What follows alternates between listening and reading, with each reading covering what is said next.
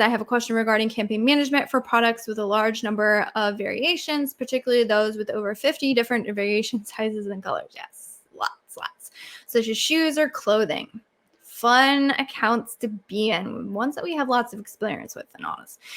So in your experience, do you notice any significant difference in the performance of the management strategies between ASINs and different sizes within the same product line? The answer is yes, and it's actually quite surprising. So you will have your best sellers, which sometimes do not make any sense.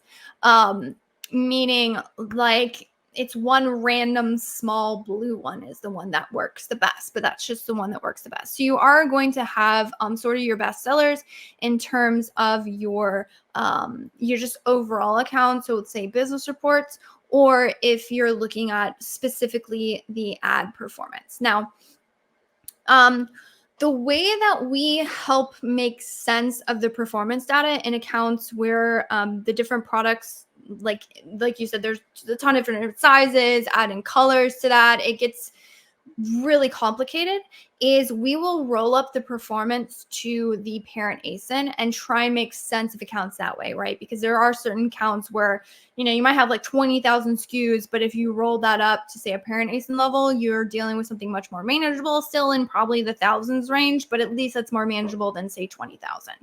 And so the reason why you would do that is because due to the way that the ad attribution works, meaning the sale is attributed to the product that got the click, which may not necessarily be the product that got the final purchase, then the total ACoS and ad sale percentage can get a little bit wonky if you're looking at it on a, say, per SKU level versus if you rolled up to the parent ASIN. I've seen this all the time where there's a particular product that may be acting as, say, quote, a funnel, meaning everyone's clicking on it. We've seen this actually, like there was one product, I think it was home goods, where they had an orange variation.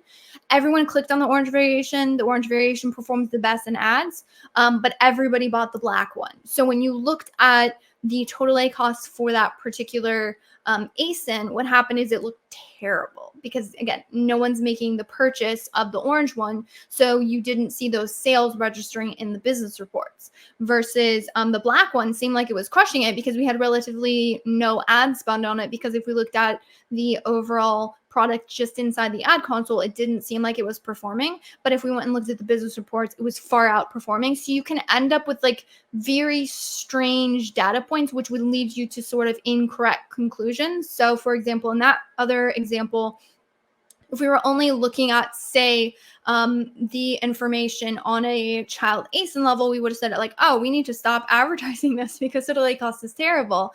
And so we did test that, right? We did test advertising the black one, and what we found is just that the performance wasn't that great. And so to help make sense of it all, we would roll it up to the parent ASIN level, which then your total ACoS and your ad sale percentage and all of that will kind of get flattened out and averaged across everything on the listing, and that will be much more helpful to advertise. So if you want a much more extensive walkthrough of how we advertise for variation listings, we have a whole video on our YouTube channel. Highly recommend you go and check that out. I think it's like advertising or for variations.